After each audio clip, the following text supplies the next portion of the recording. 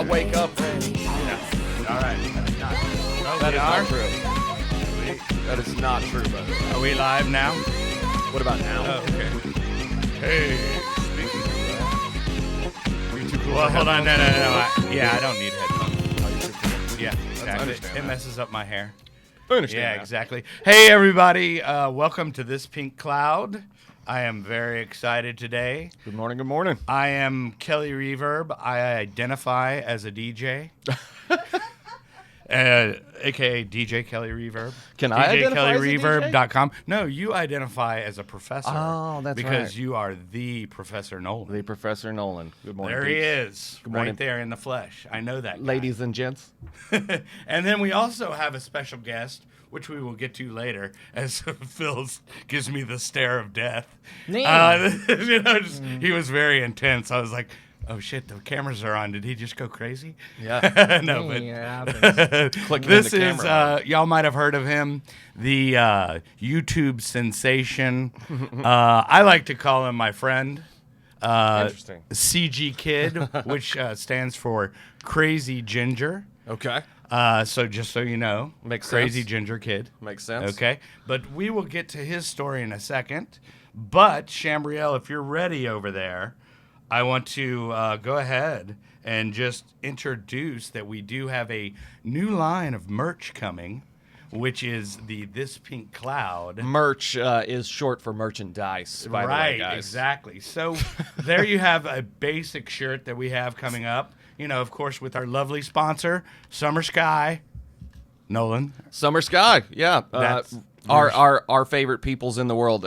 Rehab facility out in Stephenville, Texas. What's their address? Their web address is www.summersky.us. Okay. But just an affordable and really cool rehab facility. So if you need help, man, that's about as good a place as you're going to find to get it. So reach out to them, reach out to us. Okay, there you go. We can put you in touch with them. But anyway, so that's the basic design. Now, if you can go to the hotness of the next one. The hotness. The next one. These are going to cause a riot. You notice I took my headphones off. The peer Do you pressure have was that too one, much. Chambrielle? Oh, yeah, sorry. As we fill air. Hey, while we're doing that, I can go ahead and do the placement of the sticker. Yeah, the ritual the that is the Sobar sticker. Basic sticker here, which is Dusty Burrows, our good friend. We'll have him on. Actually, we're gonna talk about good stuff like A little revisit with Dusty. well, we're gonna talk about multiple pathways and whatnot. But anyway, so this is a rare sticker. This is the last one he had. Oh, nice. That he actually personally took off his board. You should that feel special, has dude. The holes on it. You So should feel special. We will do the placement. That looks money. I don't want to offend anybody. No, that looks but good. Right here, are we going too much over skate straight? Nah, or you're going to have right to here? overlap a little, man. Okay. There's well, no we're getting just around going it. in. All right, There's no getting around it. The Sobar Basics sticker. Were you able to find those other shirts? There should be below there.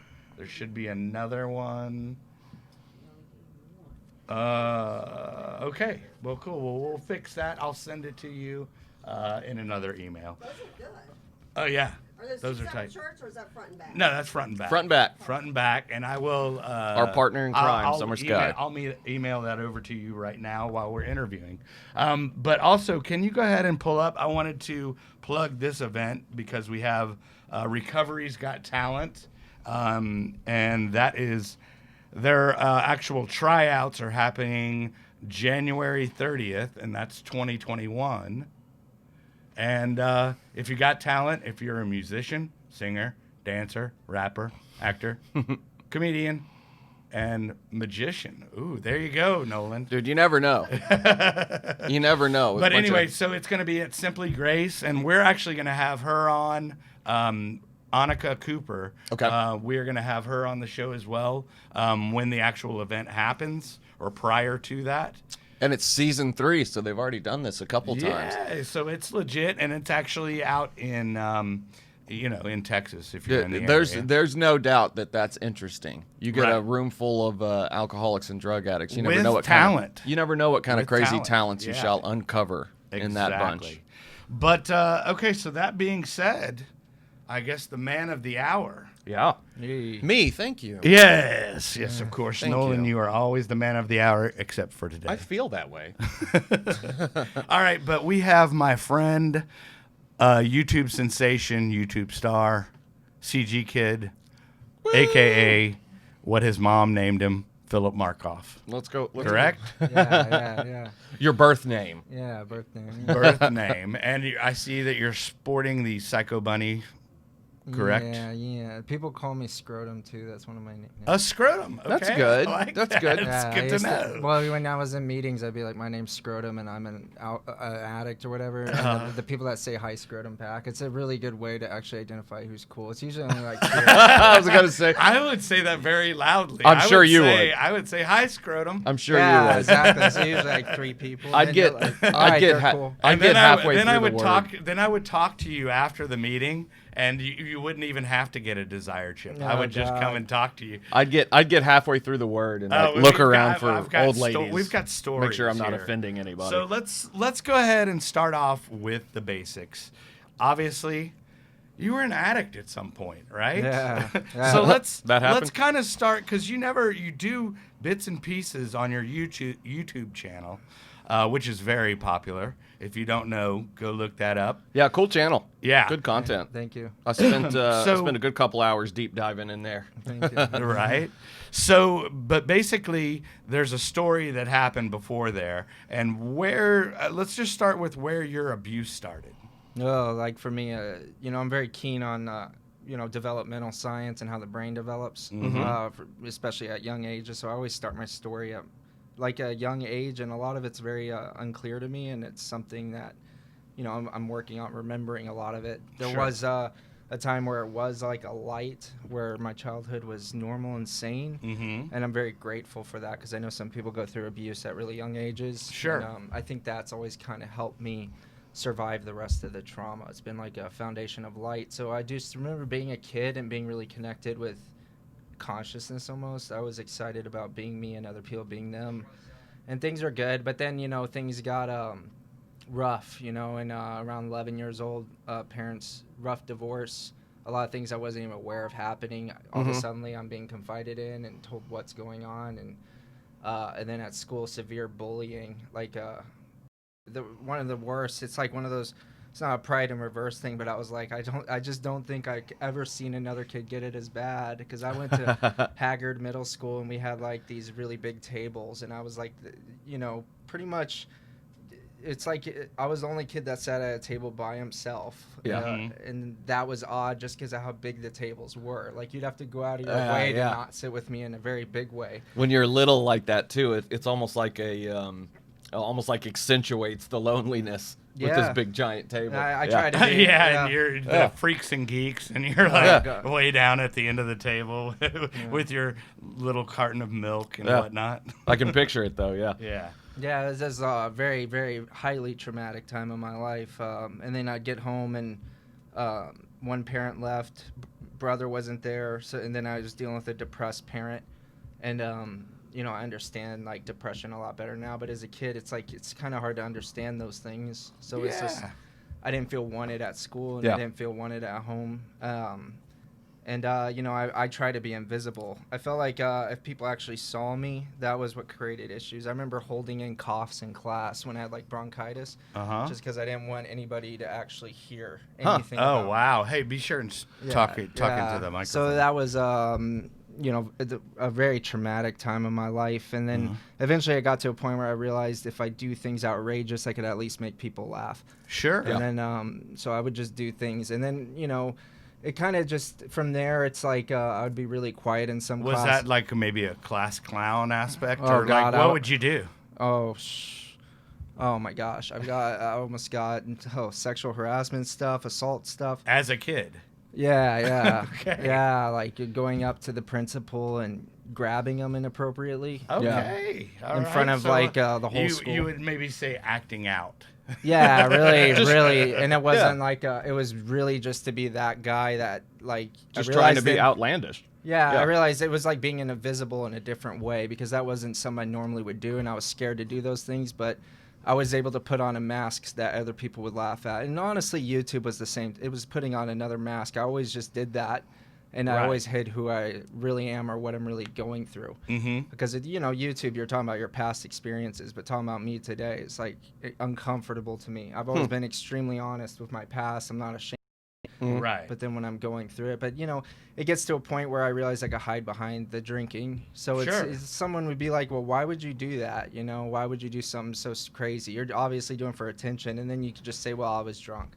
When you're drunk, you can do it. You could walk right into a wall and it's funny to people. So it kind of like changed the narrative. And honestly, it did fix the inattentiveness. It made my mind slow down. I always had like a super fast mind and still do to this. Sure. Yeah. And we'll get into your ADHD because I know that's a big part of who you are and what made you do that. But so like, let's say just drug-wise, alcohol-wise, when did you start using? 17, yeah. Okay. 17. Okay. And it was alcohol and pot. It did the gateway effect. It was like, I hate saying that, but I remember looking down on people that took anything pharmaceutical, anything chemical, and I was very into the hippie psychedelics. Sure. And we'd heal things and are therapeutic and good for you almost. Right.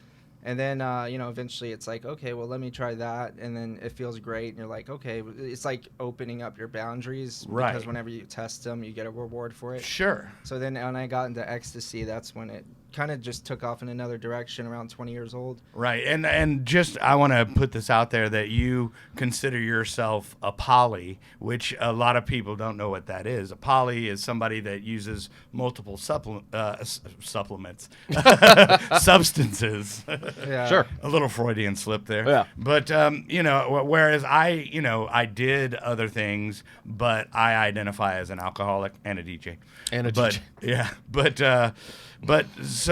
you can't really just pinpoint and say this was the main issue. It's like like Nolen here always likes to say that his addiction was just more. Yeah. So that was it. Yeah, for me, it was like I've used drugs like a typical ADHD person, so it was about novelty chasing for me. And there was like a couple like once you had that one in your bag, then you were like, oh, let's move on to the next. That's I've exactly heard things about this one. Yeah. Just trying stuff out. That's exactly how ADHD people are just like that in our lives. We'll get a job, the novelty's there, we're the best workers ever. We get kind of bored, we have to have another one. And then the drug use is so similar to that. Just.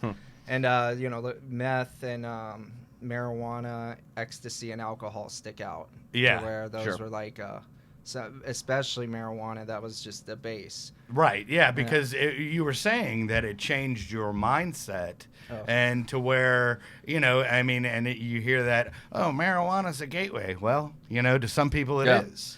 Yeah, I don't, that whole gateway thing, I get your aversion to it, too. I kind of hate the term, too. It seems... I think it's usually silly. I think the trauma was the gateway, the being bullied and the genetics. Right. And I think the idea, it, triggers this idea that, it's a gateway in some sort of, I don't know. I think it's really just a gateway in the sense that you start...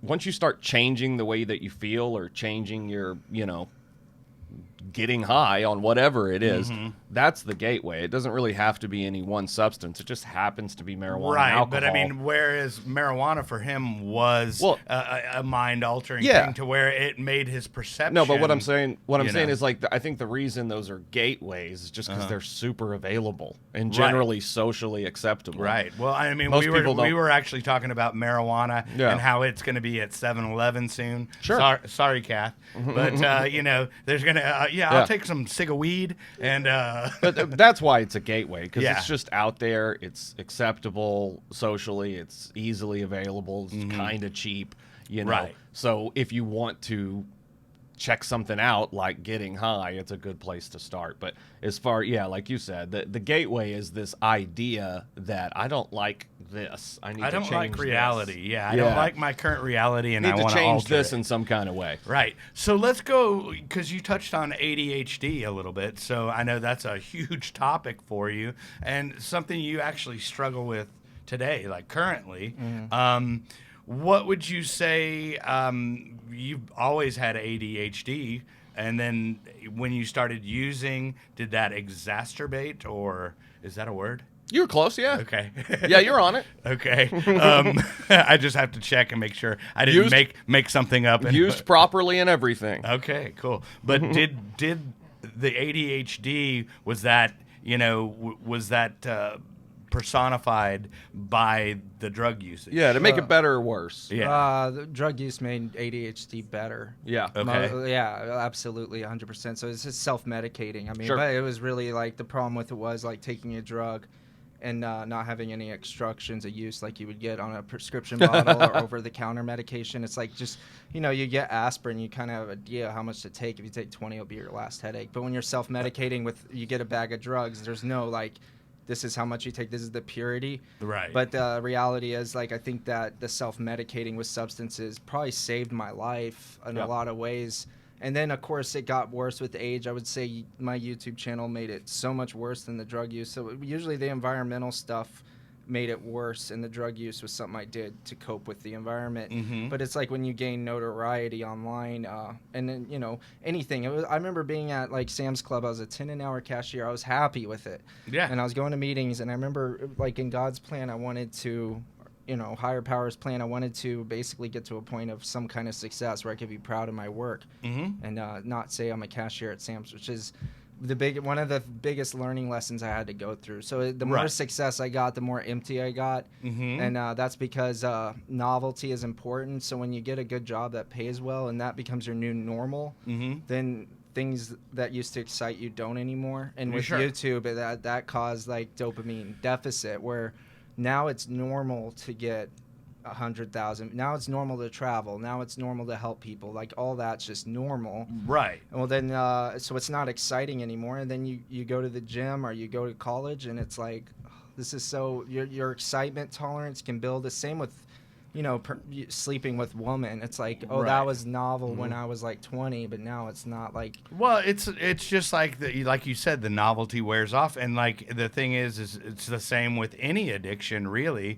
Essentially, you're like, okay, this is my new norm, and then that's how you act, and then it's like, okay, well, this is kind of just dull, so let's try to find some other form of dopamine producing, You guys are both touching on something that's essentially at the heart of addiction science. So the body, the brain, is a incredible machine, right? And it's the thing that it does the best is adapt. The human brain, the human body will adapt to just about any situation that you put it in. It's very resilient. So that excitement tolerance is the same thing as a drug tolerance. It's all the same thing. It's your body or your brain trying to adapt to what you're putting it in. So it's always trying to achieve a balance. It's always trying to achieve homeostasis is what it's called, basically. But if you start putting it in these dopamine spikes, whether that be from sex, whether that be from shopping, gambling, huge dopamine spikes like from cocaine or heroin or whatever, these overloads, homeostasis, the balance comes up here, right? And then, hold on. So I have to applaud homeostasis. Well, and that's what's happening, Yeah, and sure. then that's addiction. So would this you like becomes, to tell the people what homeostasis is? Well, it's basically Professor, sometimes it's you do it's not new realize normal. how intelligent you are. It's new normal is what it is. What would an analogy be? Okay, so if we're all from Texas, right? Or at least we're all in Texas. It's relatively hot here. Okay. When it's 100 degrees outside, we deal with it a lot better than somebody from Minnesota coming down here. Sure. They look at us like, how do you even deal with this? Whereas when we go up there and it's 10 degrees and, they're just in a long sleeve shirt, we're like, you're insane. Right. That's all that it is. Their body has adapted. I enjoyed your mental chalkboard. Their body has adapted to that cold. As an addict, you adapt to the chaotic lifestyle and the constant dopamine spikes of feeding it drugs. Right. If you get into chasing that success, you adapt to that success, and then something smaller just doesn't cut it for you anymore. Sure. What used to be right here is now down here because the scales have tipped. But that's The what homeostasis. that's all that's happening in addiction is that you are conditioning your brain into having Sure. that chemical, those dopamine I spikes, gotcha. and then when you take it away, That's like it becomes a that's problem. ADHD is a behavioral addiction issue where you're Yep. Right. like nobody ever taught me what it was about hyper focus, and if they told me, I would say, oh gosh, like I totally have that. So it was Right. such a huge societal misunderstanding, and a lot what he was saying with adapting to your environment. There's genetic factors, and I feel like that's like almost the loaded gun, and then the environment and trauma is like pulling the trigger. Because Yep.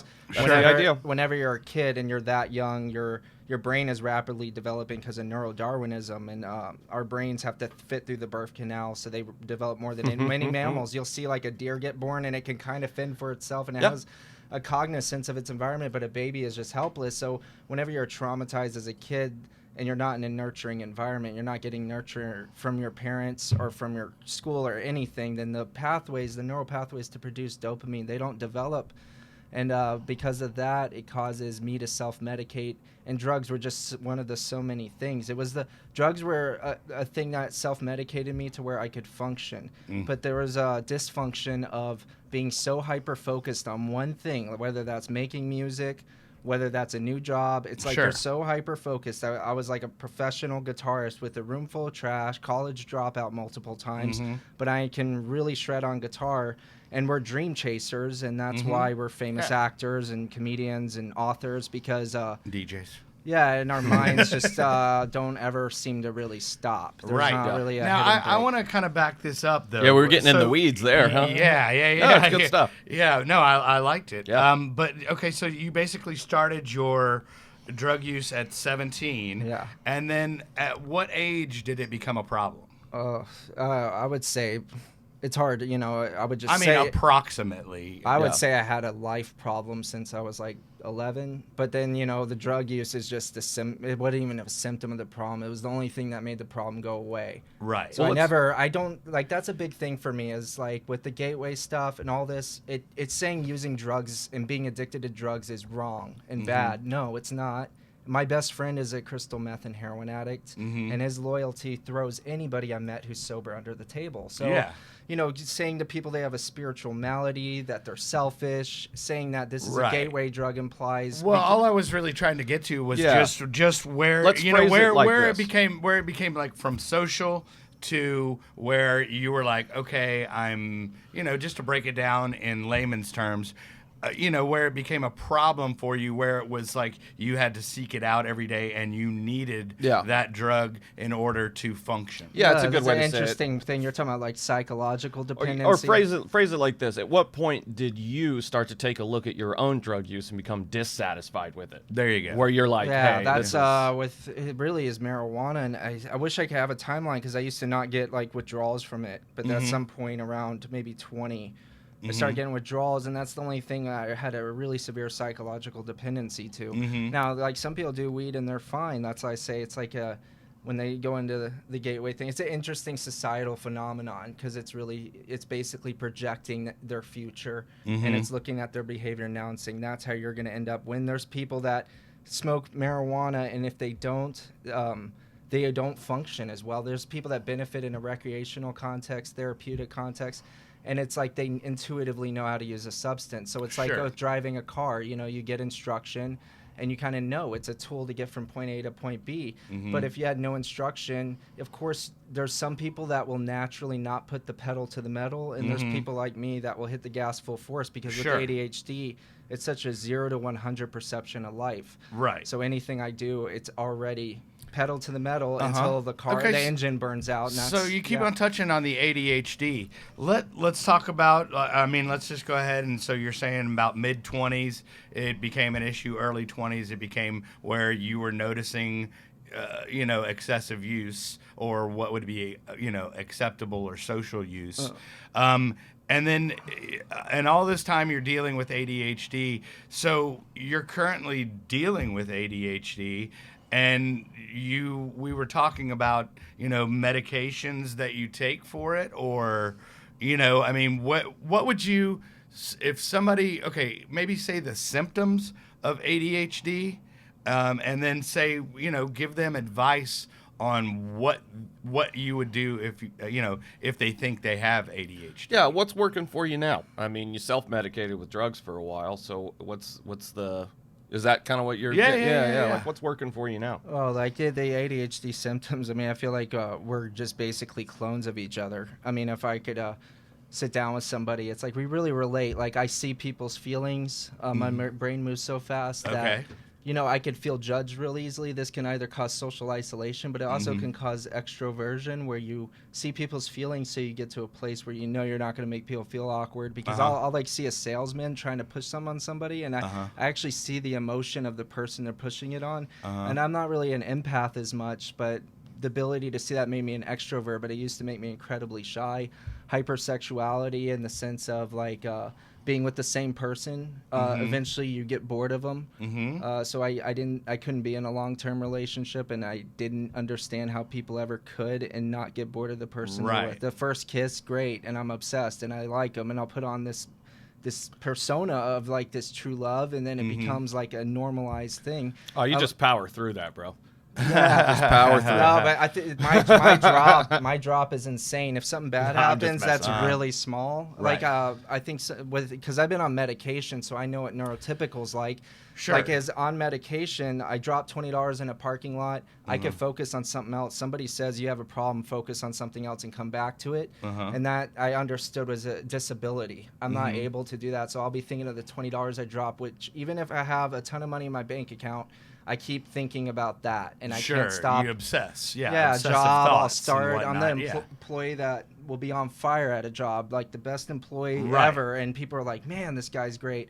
And within the second the job starts losing novelty, it's literally like a death sentence almost. Sure, and you would describe that as basically how your ADHD is in your own personal life. Yeah, and I don't understand the world experience. system. For me, I always felt like I didn't have an issue. I felt society did, because people are so satisfied with such boring lives, and it never made any logical sense to me. Sure. So I always felt like, it's smart to chase your dreams, and why are you guys all conforming to this really boring system? And then you start, even to this day, like we have a system, like human nature, we're told, is selfish, self-seeking, jerks basically. But I think it's loving and kind. We're just so far removed from our natural environment. You start seeing that we're catering to a certain type of brain chemistry, and I still agree with that. And medication is a necessary evil, because the world system is not natural. Now, touching on that, what are you finding that is working to treat your ADHD? Beside, I mean, we'll get to the recovery aspect of it and the different things, but I mean, as far as medication, what is it that is working for you now? Well, I did take Adderall for a while, and that's like it's controversial to an extent, because you don't really want to, people that identify with ADHD can have an epiphany, and you don't really want the problem I had, and you talked about going to seek treatment for it, is that I was scared of antidepressants, always have been, always just rejected it, no thought at all. And they have antidepressant, non-stimulant, non-addictive medication, or they have stimulant medication, of course, is a recovering. And did the addiction play a role? Perhaps, but a part of it was I just want a tool, and I'm not sure, because when you find out you're ADHD, you're kind of like, it's like a blessing. There's really you feel a relief, because you're like, okay, well, I mean, it's not it's not that I'm an addict, it's because I'm trying to deal with a problem. Yeah, there's a name for what's been going on, that kind of thing. Yeah. Right. Yeah. The big thing was being afraid of antidepressants. The analogy I told people is like when you're sailing a ship and there's a wave, your instinct is to turn away from it, but you're really supposed to dive right into it. And that avoidance of facing that fear of antidepressants ended up being something that just I didn't sit right with. Even though Adderall at low doses did help me. Lowest dose I ever took was 20 milligrams, and I thought, what if I took 5? And I took. Of course, yeah, because that's always a good thing. If I take more, it's going to be better. Oh no, he was saying less actually. Oh, less. Well, okay. yeah. Well, you're like someone who drinks. If they only drink 4 drinks at a time, and they say, well, maybe it's a totally different thing at a lower amount, and that's what the doctor and me worked out. And I was given these pills, and they were mini, and I was like, why are they so small? And it's because it's preteen. They use it for the mouth of infants, so I wasn't taking. And then when I took that low of a dose, like at 20 milligrams, it's almost like a microscope. Like I'm so manic and focused on one thing, And then without any medication, it's really like scattered glass windows. It's like looking at each color and They have jumping. they have infant Adderall. Oh, they Yeah. do. We were talking about this. They actually prescribe Adderall at 2 years old. Come on. Well, yeah, I used to be so hard on against that because I was honestly not very humble and just wanted to come out and say that's messed up. But there are factors like neuroplasticity where you say like, okay, so my environment was destructive and caused trauma, caused my brain to develop differently. ADHD played into that, always failing your classes, not being able to socialize, seeing other people's feelings and feeling judged.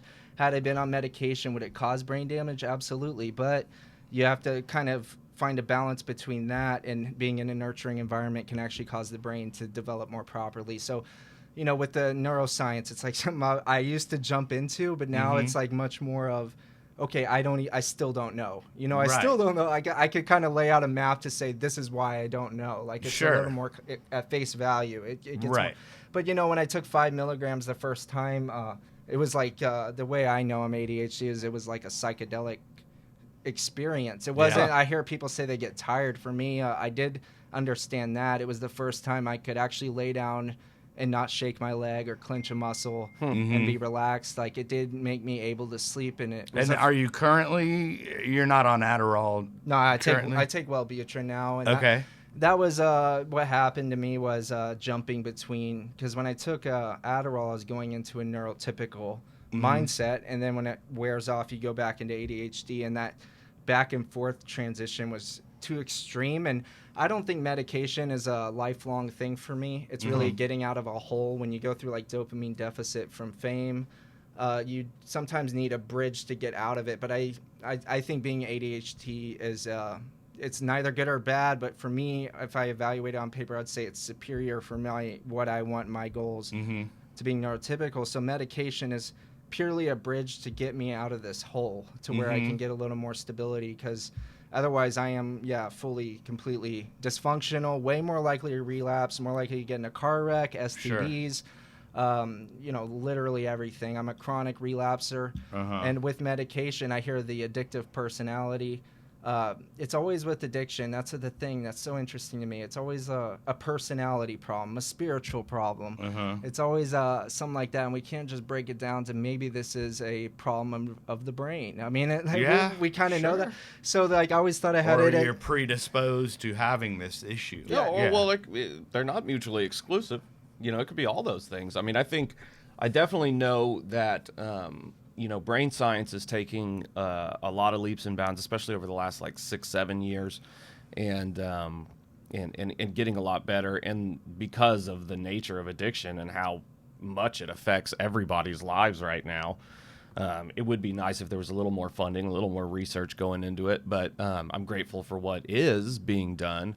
And there's definitely a lot of issues going on with the brain, especially when it comes to trying to recover from and trying to make up that deficit and bridging with medication and a lot of that stuff they're really taking a close look at right now. I know when we were in Summer Sky, I mean, it's something that they're starting to push a lot, whether using Wellbutrin or other antidepressants or there's some different medications out there that they're trying to use to help make up these serotonin deficits and these huge... Right. Because people get depressed. People, coming off of a 10-year meth binge and just going from that to nothing. Oh, yeah. Sometimes can be very tough on the brain. Definitely. And especially if you've got other issues going on like ADHD or a clinical depression. So we've got a little bit of your before story. So let's talk about the elephant in the room. This thing called YouTube. Is that the elephant in the room? I guess. Yeah. Besides drug use. I'm trying to place when you started. Recovery. When you started making videos. Yeah. YouTube, So it was a while back. you realize you have a problem, and you've been to rehab how many times? I've been a couple times, yeah, and I've been going to so many different types of recovery, smart recovery support groups, different Right. 12-step programs since I was about 22 years old, Mm-hmm. and I'm 30 now. And 31. when did you start your YouTube channel, though? I was 23, and I just remember feeling like I was in a 12-step meeting, and I was working as a content strategist for a tech company, actually in Frisco, and doing digital marketing campaigns. So I already had a really good eye for how to market any brand. And I was sitting in a 12-step meeting, and they said the newcomer's the most important person in the meeting.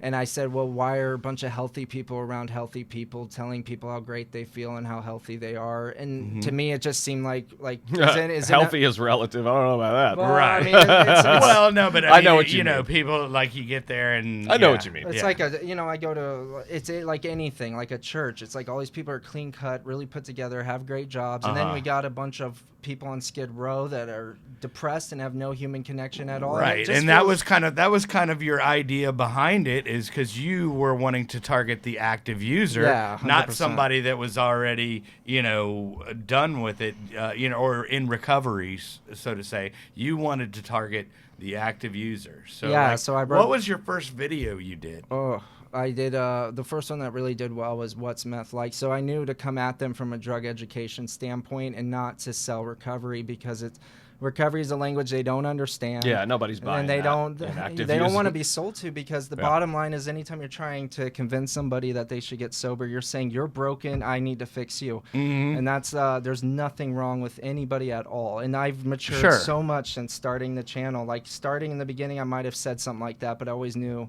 deep down there's something wrong with it, and I don't know what it is. But now it's like when I see any human being, homeless, drug user, prostitute, somebody clean cut, billionaires in Beverly Hills, I say we're all phenomenons in nature, just like the patterns in running water, flickering of fire, the universe, formation of the galaxy. We look at these things like, oh, so beautiful, or even some of these animals, but we don't look at ourselves and each other that way. And the reality is, saying there's nothing you can do to get sober, it sounds like a sentence of guilt, but the reality is there's nothing you have to do, because you're perfect the way you are. You're not a project that I need to fix. And so, like, with me, I've always tried to give them a safe place and not sell them on anything. And the way to do that is to talk eye to eye with them and to go into the actual issue that you're dealing with. And in that endeavor with YouTube, I mean, it just was insane. I was doing like peer support for free. I was like Bruce Almighty. I was getting like 200 messages. Bruce Almighty. Yeah, 200 messages a day. And I was and actually, they're all in your head. Oh my God.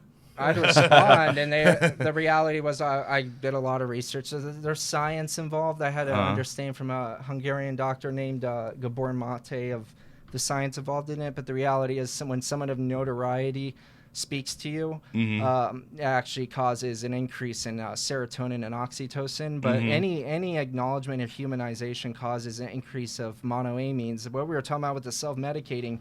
So the reality is, the goal is really to connect to people, and the only way I can do that is to honestly, I'm inspired by active drug users. I think that they have less of a problem than society does, because society looks at a drug addict and says, how can you do this to your body? But they don't see, like, look at what we're doing to the earth. We're polluting the atmosphere. We're polluting the environments. I mean, and that stuff is killing the earth. Like, you look at the earth and it looks like just like the same exact thing, but then they judge the drug addict. And I think it's because deep down they want to be better. They don't want to see that they're nothing. Yeah, they want to look down on those people and say that they're the scourge of the earth or whatever. Well, yeah, I mean, there's a lot of there's human nature to fear what you don't understand, kind of thing. I agree with that. But yeah, but hey, look, part of it is it's difficult. An active, a true active, like, I look at myself when I was an active drug addict. Okay, there's there was a lot going on that was difficult to be around. I was creating wreckage, and it wasn't because I was selfish or something was, I was a bad person, but I needed that drug. So certainly in my brain, I needed that drug that there was just about anything I'd do to get it. So, I definitely hear where you're coming from, but I would push back a little bit. I mean, there is some, there's like, I know for myself, once it gets to a certain point, then that needs to be arrested. Otherwise, Yeah, removed from society because Yeah, of otherwise- a dangerous. yeah, I mean, I don't know that, certainly I'm not talking about jail necessarily. Like, I wish there was more treatment as opposed to jailing. But there's a certain amount of, wreckage that you can't come back from that happens. I mean, Right. killing someone in a car when you're driving in a blackout. I mean, those are things that happen. Sure. Yeah. And, I agree completely, and that's a physical boundary, and that's why when I approach, I go out, and if I see someone homeless down and out, I'll sit down and talk to them. But if I think that, I approach them with caution but not fear. I'm not Sure. afraid of what could happen. But the reality is, like, society misses so many things about what we have as issues. Like right now, social media has caused teen suicide to skyrocket. Yes, It's interfered with our democracy. I mean, we've seen we've seen so many things at the Capitol riot. Hate groups are growing because of it. And why doesn't if it's causing a teen to kill themselves in any context, then why we as Americans who fight for children and freedom are rolling over other than is an addicted society with actual society addiction. We will blame Trump, we'll blame the Democrats, we'll blame this, we'll blame that, but we'll never actually see the addiction itself. Yep. And in this war, all we have to do is boycott social media for a week. I mean, they want our data. If we actually wanted to change them, we wouldn't fight with them on their platform and give them more money. We would just say, and isn't that like a healthy, sane thing to do? Yeah. And then you look at the environment, how it's affecting the animals. I mean, when quarantine happened, I was sitting with the drug addicts. Just you saying that, I don't mean to interrupt, but I'm going, I think something's going to go wrong with your YouTube channel, dude. Oh, yeah. Well, no, No, I but mean, I mean, he's I- dead on, though. Like, if Yeah. you look at, I actually think it was like a 400% increase in teen suicide. It was like a 280% increase. I in see that because teen depression. there's kids like directly from mobile, Internet. from social media available on mobile platforms. I blame the Kardashians. It all skyrocketed. It's all set up. It's all set up too. I mean, getting a flip phone, I have to. I got a flip phone prepaid for a while, but getting one is like a nightmare. Good luck. I mean, they tore down the 2G, 3G towers. They made it. You can't even get a plan with a company without having data now. Right. So it's you like have to have a once smartphone. you realize it's a problem. Right. Yeah. Once you realize it's a problem, and everybody looks at you like you're crazy. But then you're looking at what it's doing to society. There's a documentary on YouTube, Childhood 2.0, and it's something people never think about. Especially, I'm 30. I was born in like 1990, and we actually went home when the street lights turned on, and we dated and we held hands. And now kids, they don't have that, and they don't even date. They send nudes. It's like it completely changed how. Yeah. If somebody in 1980 said, "One day we're all going to talk through email," we would look at them like you're crazy. Like, sure. And now we're in that. And then people look at the drug addict, and I'm like, dude, honestly, right now, they're the ones that inspire me the most, because at least they know what their problem is and they identify it. Like when quarantine happened. Now, there's some truth to that. Yeah, Okay. quarantine happened, and everybody's jinxing and going crazy because they have to sit inside. That's it. But the drug addicts, I was telling you on the streets, it was just another day to them, and they were just chilling. So we have so much reliance on electricity and these comforts in these cars that when I used to feel sorry for homeless people. Like, give them my pity. But now I actually am inspired by them.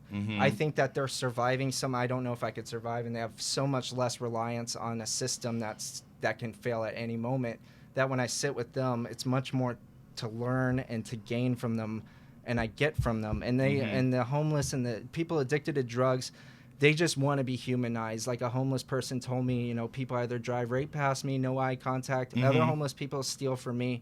People feel sorry for me. They see me as sick. And you're like, they don't know they ask for money. I give them money. But the truth is they haven't been humanized in so long that when they receive it, they cry. They tell me that they don't even remember ever receiving that because as a child, they weren't seen, just like I wasn't seen. And it's the same with approaching someone addicted to drugs. So that's where you definitely feel a common bond with them because you feel the same way, or you equate, them being ignored to yourself being ignored. I can tell you from experience, it's funny, it kind of ties back into what we were talking about earlier. What happened with me when I was homeless for a period of time is I adapted.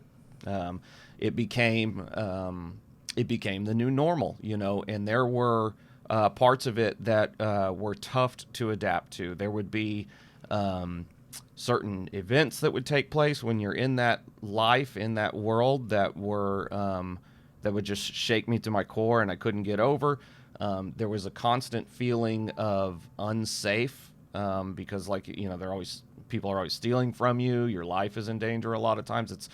That part is tough, but the not having shelter, the kind of things that we think of as, oh man, that would be so difficult. That wasn't difficult. I know, Nolen. I know that Nolen, part wasn't you difficult. Actually experienced homelessness. Yeah. And we talk about this often, but you actually were homeless, living behind a tent behind CVS. Different places. You bounce around when you're homeless. Sure. And then, did you ever experience homelessness? To an extent, but it was a choice for me. I mean, I was so ADHD. I wasn't really a choice. I was so ADHD. Like on my channel, there's a mini fridge and convection oven in the background because I was actually filming in an abandoned house. I got power in a room, and I was basically living like I tell people it was almost like Muhammad from the Quran. Like it was just unlivable. Like nobody was, and I was making really good money at my job, so there was no justification other than I just was inattentive to anything that wasn't exciting, and I never saw living conditions that are exciting.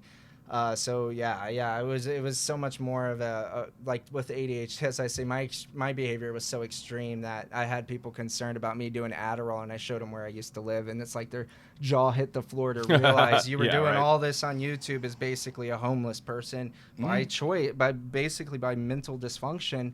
You weren't able to be attentive to any kind of infestation in your home, and so this place just torn apart. Sure. So and you know. It's a beautiful thing when we can just humanize, and we have a very addicted society, and society needs to find recovery. We as recovering addicts kind of know that, you know, I don't really believe there has to be a bottom, but we know how this story goes, and when you're really looking at how society's going, I mean, even with the food industry, the stuff that we just let companies get away with that is just so absolutely bizarre, like advertising to kids Oreos with these like cartoon characters. It's just normal, but stepping out of the box and really looking at that. These foods are designed to actually change the way the brain works and get somebody, and then you go to the school cafeteria and there's junk food everywhere. And then someone gets obesity. That makes me want a cheese chili dog. I'm just kidding. It's true, though. That someone gets obesity, and they're in a society that looks down on that and doesn't do anything about the real problem. I don't think we're okay with our kids going through mental torment from social media, being removed. Because a lot of kids, what they say is like, you know, I don't want to be on social media. I want what you had. Almost every kid wants to go out. Sure, you want the They do romanticize. They absolutely do romanticize like the time 80s. frame where I grew up. It was a beautiful time. Yeah, my kids. It was actually. My kids. I loved it. I talk about it with my kids all the time. They really do romanticize the time frame that I grew up in, and that is the main reason why. It's not a choice. We stripped that, and it's I so romanticized, sad. My parents in the 50s and 60s. I mean, it was some of it's like, just I'm what like, we do. Oh, that was so cool. Some of it's just what we do, I guess, as humans or whatever. Hey, so while we're talking about the past, let's jump to the future. Yeah. Let's just go ahead.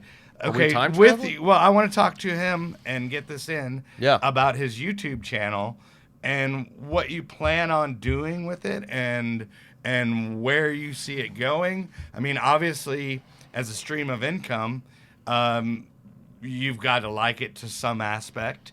But then what direction or what are you planning to do or anything that you've come up with? Well, what was the last post you made, and then what do you plan for the future? It's like it's weird. I live so much in the present now that I have like no plan for anything. Everything. I like the unpredictability, and it's like I know when it hits me, I'll if it does, I'll do it. But I used to be so anxious about the future and pleasure. It was almost like I was. I knew.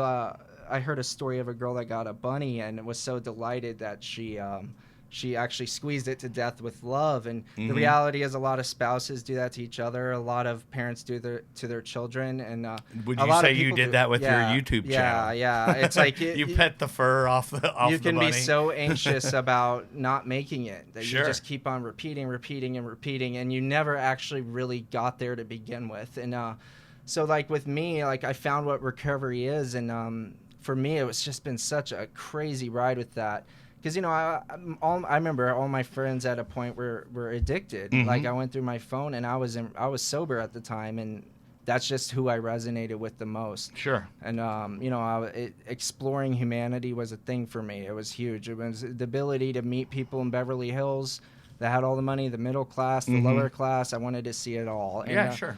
You know, and seeing all that, some of it's like really traumatic, and you see a lot of darkness, and you see a lot of inability for me to even see light, confront a lot of demons, and your mindset can get pretty depressed until you find a solution. And my solution is very Eastern approach. So there's a very Westernization approach to recovery, and it really is based on what Yeshua Mashiach said. I mean, it's elephant in the room. It's a Judaic Christian program, but the issue I have with it is the translations are absolutely opposite. So they're basing a program off a book that is based on what a man said who said, I am the word, worship the word, but then they don't even, Aramaic is like a dead language. Right. But what he was saying... And you actually do read Aramaic. I know that. Fun fact, CG Kid reads Aramaic. I'm not giving credit to God. I'm not, you know, I have to be clear, almost as a disclaimer, because I don't represent an ancient faith that's been around for thousands of years. Sure. And I could relapse tomorrow. I'm not going to say God is...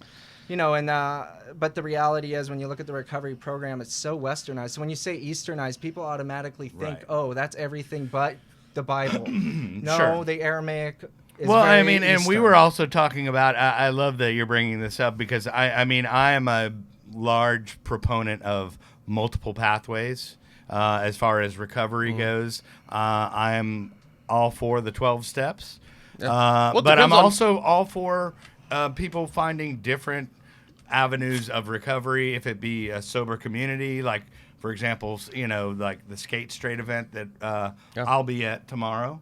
But you know, and I think that's I love your open-mindedness about recovery, and it's not just in a box, and you can't just...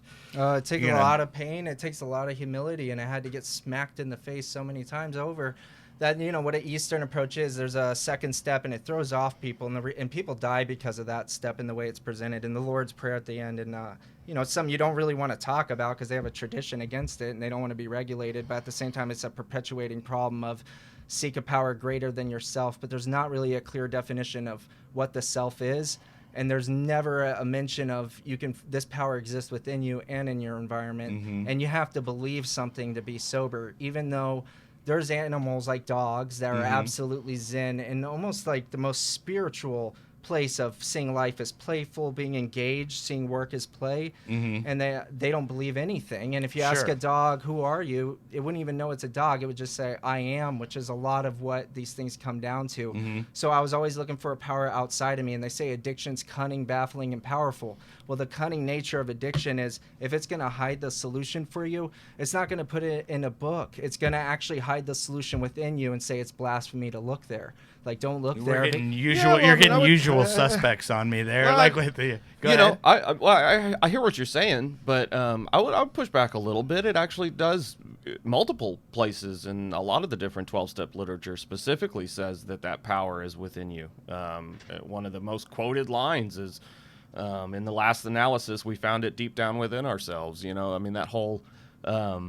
And I, you know, it is Westernized. You're right. But I almost wonder. I'd love to go to like 12-step meetings in other parts of the world too. And actually, you know, I should take advantage of this COVID thing. We are actually going to a refuge recovery on Monday in another part of the world called Denton. And do some, I don't know if I want to go as far as Denton. Yeah, right. No, I'd love to check out some stuff in other parts of the world and see, you know, is it Westernized there? Right, or right. It might be because the source, you know, is here. But I don't know. I'd love to check it out and see. Sure. Like, well, hey, Shem, did you ever get that email I sent you? Do you know, CG? Have you like checked out, gone on like Zoom meetings anywhere else or whatever? See, it's really, it plugs in because the Western approach to recovery is very focused on human connection. I don't think that's bad, but I focus on like I realize now I could connect to the universe. So when like COVID happened and people couldn't go to meetings, and honestly, that to me, I'm not trying to like be too hard on what it is, but when you tell somebody they need to go to a meeting to stay sober, and if they stop going to meetings, they'll relapse. To me, that's like seeing a chiropractor and not a physical therapist. It's literally,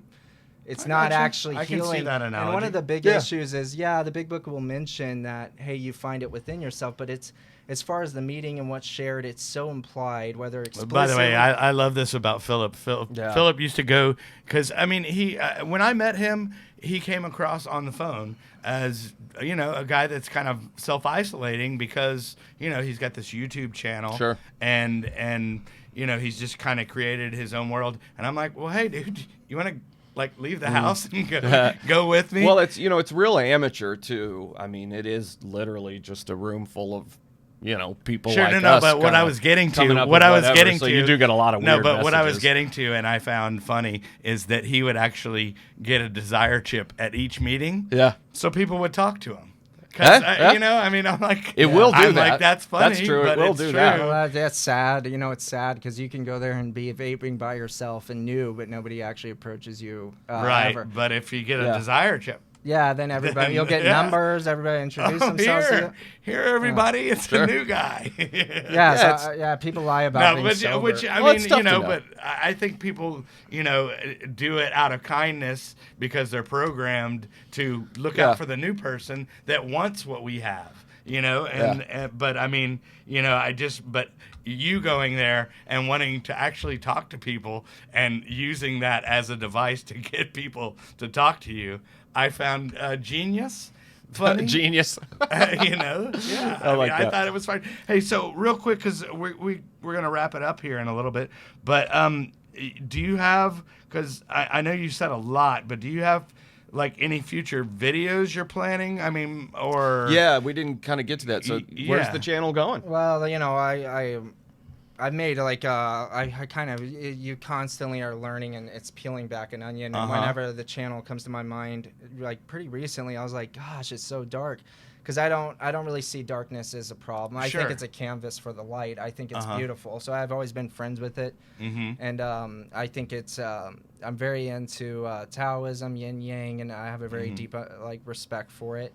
And that, to really get down myself, and I have to be very clear on where I define the difference. So you're saying you want to do something lighthearted? Well, yeah. Well, when I'm saying We'll have like a puppet show on peeling there. back the onion, peeling back the onion, I'm like, okay, power greater than self. It's found within, great, but I have to clearly define what myself is. Myself is my experiences, my perceptions, the voice I'm using, my body. Right. It's literally, I tell people when I die, everything that's not me dies. And I heard that from somebody, Eckhart Tolle, and everything that's not you dies. So when I look at somebody dead, I'm like, everything is the self. My sober time's the self. My YouTube channel's the self. So the power greater than self, I have to be very clear on this, is that when there's a voice in my head, I'm the one saying it, I'm the one hearing it, and that's a duality. When someone says, I can't live with myself, who was the I and the self, and identifying the difference. And I'm not the voice in my head, I'm the one who hears it.